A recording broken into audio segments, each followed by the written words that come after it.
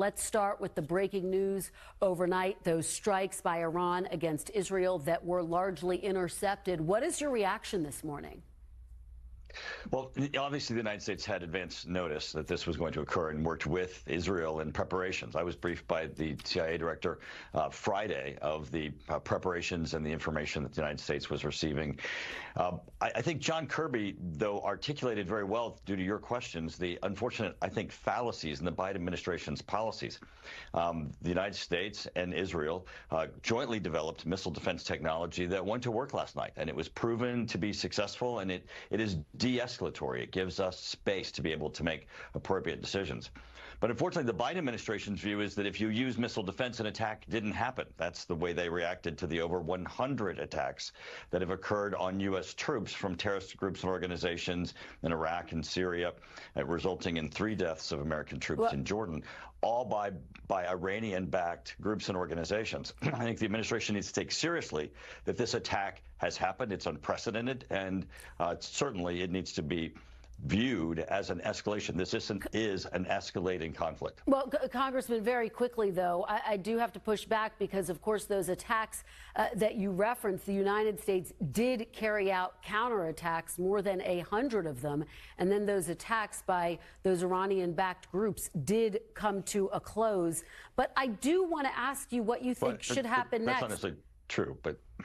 So what the Biden administration said is if there are deaths, if American troops are hit, they're going to respond. Over 100 attacks on American troops, they did not respond. In this instance, you just heard John Kirby articulate that the defense was successful, and then almost as if a dismissal of the fact that Iran has attacked Israel directly. Well, and what he said was that he does not want to see this escalate into a wider war. So let me put this question to you. And again, the United States did respond to those attacks with more than 100 counterattacks.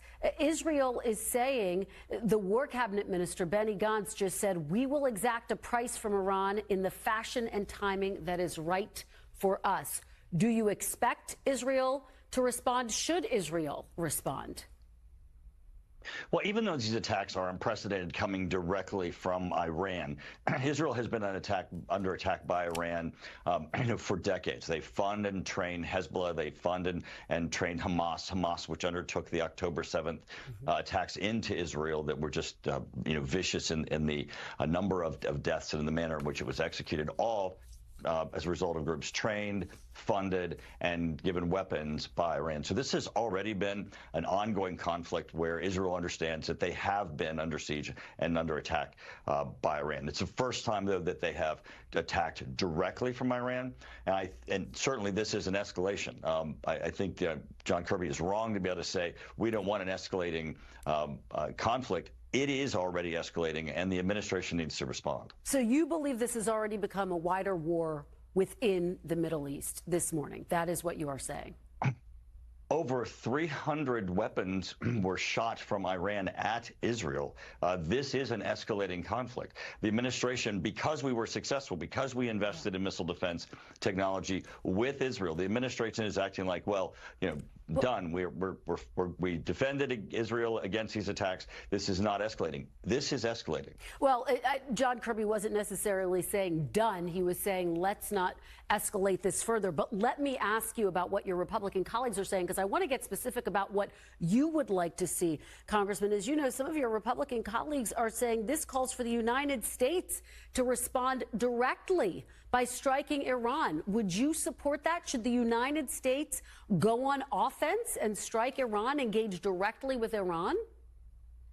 I think what the United States needs to do is to understand that Iran has already taken the next step, of understanding that they get a free pass for attacking Israel directly from Iranian soil from the United States. So is that a yes? Is that a yes, Congressman? You're saying I believe that they will do it again. And I think the United States needs to make clear, which this administration has not, that if they continue to attack Israel, that yes, they will get a response from Iran. Iran is in a very vulnerable position. It's first off, it should never be allowed to be a nuclear weapon state. This administration gave it $6 billion to release detainees. It has continued hold on, those assets were frozen. Congressman, as you know, those were Iranian funds, and the assets are now frozen. Let me ask you this. This administration permitted Iran to have access to $6 billion that it did not have access to before. But those assets are frozen and haven't made their way to Iran, as you know, Congressman. This administration has continued to to fail to recognize that Iran is an adversary. It's an adversary to Israel. It is coordinating Hezbollah, Hamas, the Houthis in Yemen, and attacks on commercial waterways. The administration continues to look the other way and fail to recognize that this is escalating, and they're going to have to step up to the plate. The administration has done what you've said that they should do, which is to warn that there will be countermeasures if Iran continues to escalate. I'm asking you, what should be done right now? Donald Trump's former national security advisor, John Bolton, called on Israel to destroy Iran's nuclear weapons program. Would you support that? Well, first off, Israel shouldn't, and the United States have made it very clear that Iran should never be permitted to become a nuclear weapon state. This administration, however, has been very slow to step up to that declaration. They have instead worked to try to engage Iran and failed to see it as an adversary, as really a malicious force that is destabilizing the Middle East. While Iran was destabilizing the Middle East, they continued to work with Iran, and I think they've emboldened Iran. Well, this administration's failing to say there is a red line. There should be a red line. Congressman, after Donald Trump pulled out of the Iran nuclear deal, Iran is now closer to developing a nuclear weapon. But can you just answer my question? Would you support that? Would you support Israel targeting Iran's nuclear weapons program? Just on that question, would you support Israel doing that? Well, and as I was answering to you before, Iran is very vulnerable, both in its nuclear weapon sites, but even in its weapons production sites, those weapons that are showing up on the battlefield of Ukraine in the hands of Russians, and also its oil logistics and export facilities. It is in a very vulnerable position.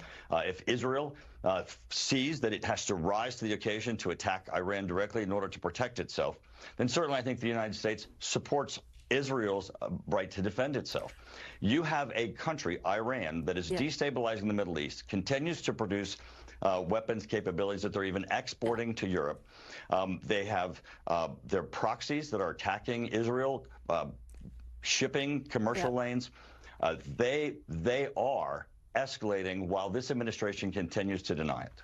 Congressman, bottom line me here. Do you want to see U.S. military action against Iran or Israel take a countermeasure against Iran?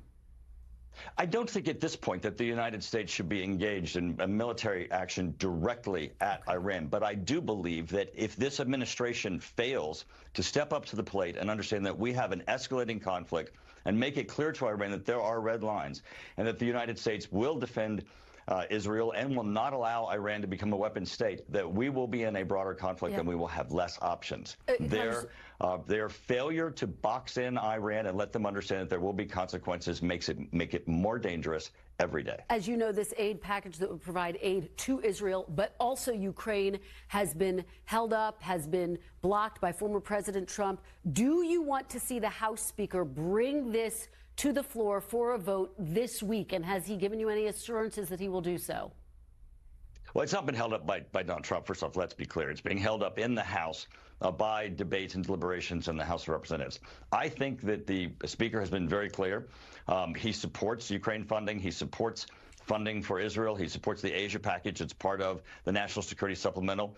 And he has made it clear that he sees that the path is for that to come to the House floor this week. I think it will have overwhelming support, both the Ukraine, Israel, and Asia packages, not just because of what's happened with Iran escalating in the conflict in the Middle East, but because these are allies that need and deserve our support. As you know, Donald Trump has been on the sideline saying he doesn't want to see that aid go to Ukraine unless it's in the form of a loan. But just very quickly, do you expect it to get a vote this week, Congressman?